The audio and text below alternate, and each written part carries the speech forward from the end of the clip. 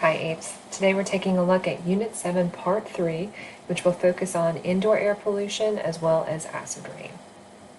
So to start with, our biggest thing about indoor air pollution is that in general it tends to have greater concentration of indoor air pollutants rather than outdoor.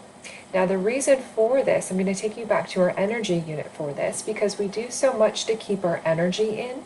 We seal up the windows, we seal up cracks around the doors, we insulate, and what that does is it pretty much keeps the indoor air pollutants trapped inside with us, so we don't have that outside air to dilute any of the pollutants. So that's why it tends to be in higher concentrations indoors rather than outdoors. Now we do have several groups of types of pollutants. One big thing is particulate matter, and our biggest type of particulate matter inside is dust. And so that can form in all sorts of rooms. Most of the biggest component of dust is actually human skin cells.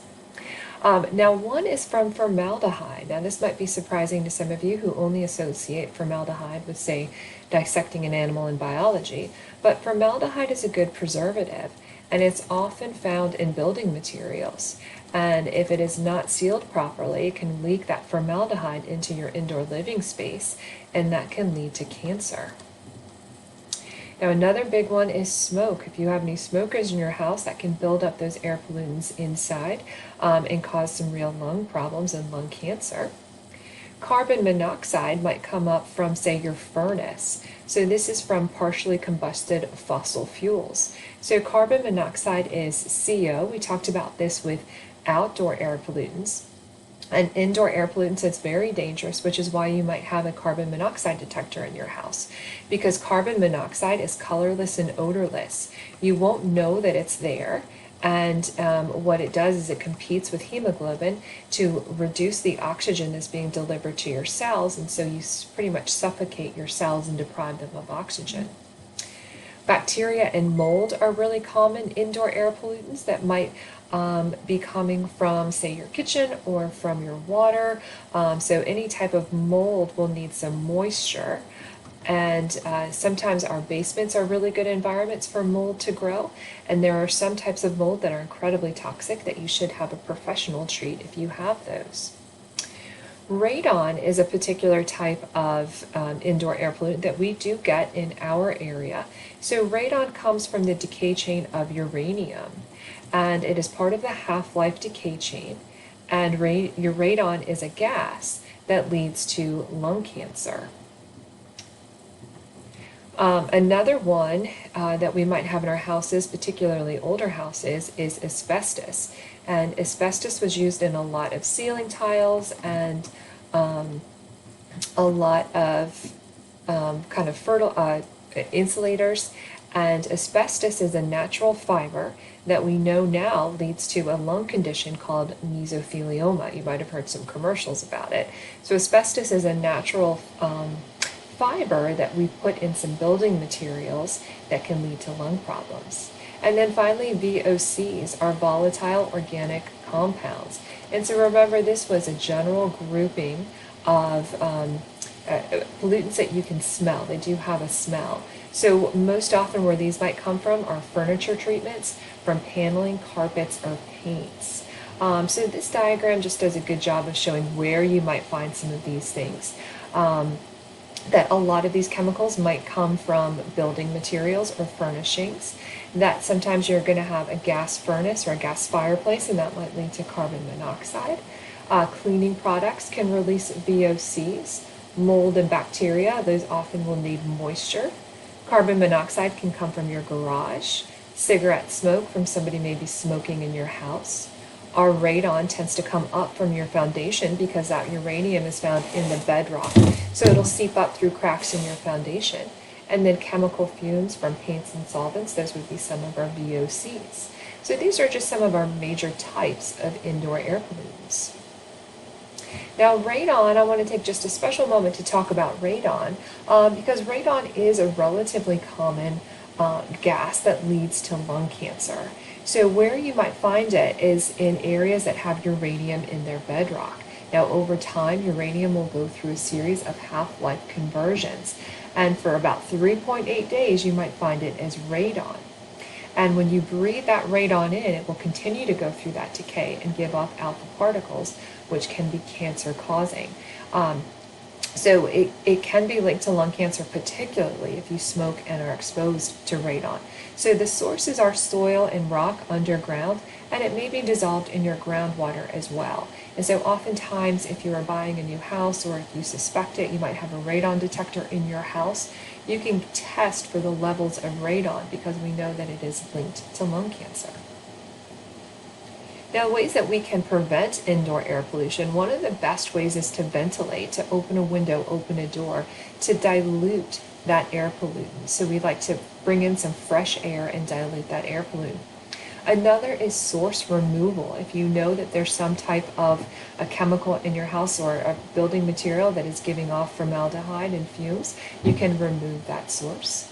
You can modify a source. Like let's say you have radon seeping up through your cracks. You can't really change the bedrock that you have, but you can seal up the cracks that are allowing that radon to seep through. Cleaning is great for mold and for bacteria. And just educating as well, knowing that you might have radon in your house, knowing what to look for signs for mold or bacteria, and knowing what might cause you harm in your own house. So just educating yourselves on what might cause indoor air pollution is important. Now, our final step here for this unit is acid rain. Now, one thing about acid rain is that it's important to note that rain is naturally acidic. It has a pH of about 5.0 to 5.6. Now, the reason for this is because in our atmosphere, carbon dioxide reacts with rain.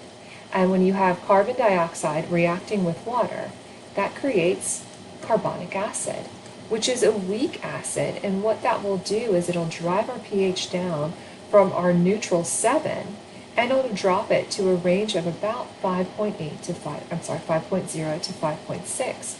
And so this is not considered to be acid rain. This is natural rain. We don't consider it acid rain until it falls below 5. So what we need to happen for that acid rain to fall below 5 is to have a stronger acid that comes into play. So the precursors that lead to that stronger acid are sulfur dioxide and NOx. And what these will lead to are sulfuric acid and nitric acid. And so these will drop that pH to below that 5.0. So we don't call it acid rain until it's less than 5.0. Now, our primary sources of this SO2 and NOx are fossil fuels, so the burning of coal, oil, and natural gas. Now, if we were to take a look at our, so I think I have this sign wrong, so it's a less than 5.0. If we were to take a look at our surface waters, you're not going to find many surface waters that are below 5.0, even those surface waters that are fed by rainwater. And that's because a lot of our surface waters have what we call buffers. Now, buffers help to resist the change in pH. And so you might have, say, a limestone buffer. Limestone is a very good buffer. And what that will do is it'll react with the hydrogen ions that are created from that sulfuric and nitric acid, and it will help to raise the pH back up to a livable pH range for our critters that might live there.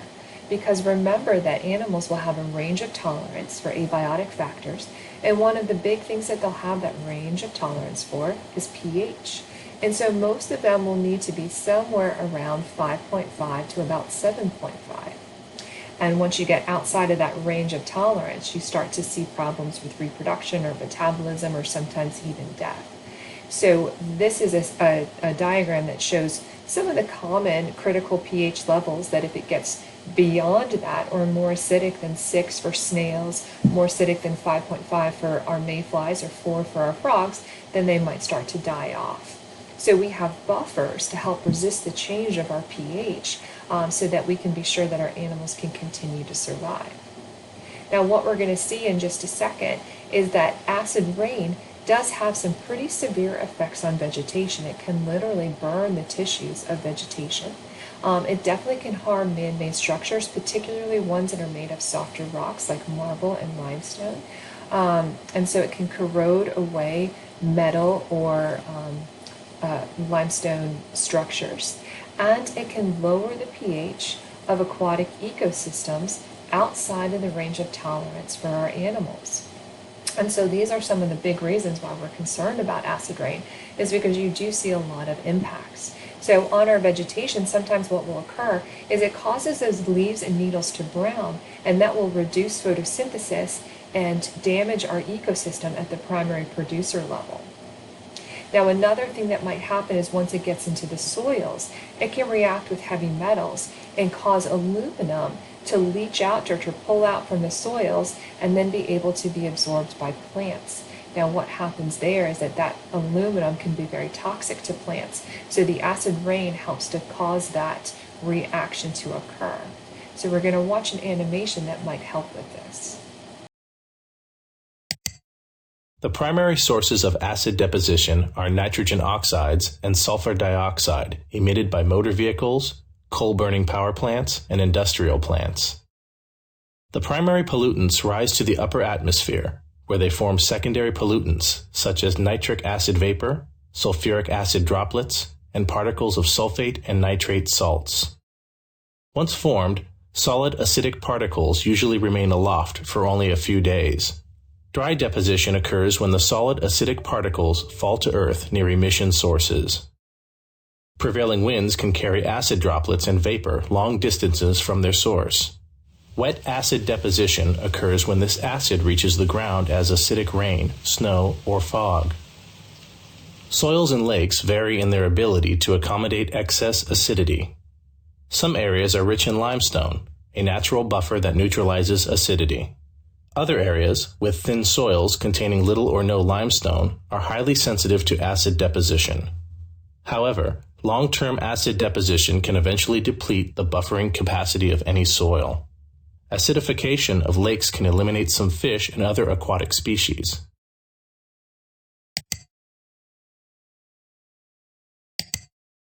Acid deposition and exposure to ozone and other air pollutants can directly harm trees, especially conifers that keep their foliage year-round. Damage to the waxy covering of needles can increase water loss through transpiration and enable vital nutrients to escape from the needles. The result is reduced photosynthesis and decreased growth. The weakened tree has an increased susceptibility to damage by drought, cold, insect attacks, harmful mosses, and disease. Acid deposition also causes acidification of the soil and chemical interactions. Acid leaches vital plant nutrients from the soil and reduces plant productivity. Leaching reduces the ability of the soil to buffer acids and causes the release of toxic metal ions. Nutrients, acid, and toxic metal ions can enter nearby lakes as polluted groundwater or surface water that runs off the soil after precipitation or melting snow. These inputs can kill some types of fish and other aquatic species. Metal ions also damage fine roots, reducing the tree's ability to take up water and nutrients. Like the direct damage to the upper part of the tree, the changes in the soil and roots weaken the tree and increase its susceptibility to harm from pests and bad weather. The weather affects the degree of damage. Dry weather increases the tree's water requirements, putting additional strain on the weakened root system. Low precipitation keeps the soil acidity high. Over time, exposure to air pollution, soils overloaded with acids, and dry weather conditions can damage the tree's crown and eventually kill it entirely. Most scientists agree that the best way to protect forests is to prevent air pollution and acid deposition. So as you can see, acid rain is more than just a problem of entering our surface waters and affecting our animals. It also has impacts on vegetation as well as our soils and groundwater. Now where we have this problem, as you can see in this diagram, this is the pH of our nation's rainfall. So pretty much east of the Mississippi is where our problem is. Now one of the big reasons here is because our prevailing winds blow from the west to the east. So any air pollutants are going to be concentrated in our eastern half. as well as all these red dots are sulfur dioxide producing areas. So these are areas that have a lot of industrial pollution and a lot of sulfur dioxide. So most of our air pollution and most of our acid rain is concentrated on the eastern half. So we will be taking a look at some of the causes and some of the effects of acid rain. So be sure to ask any kind of questions you have after the video.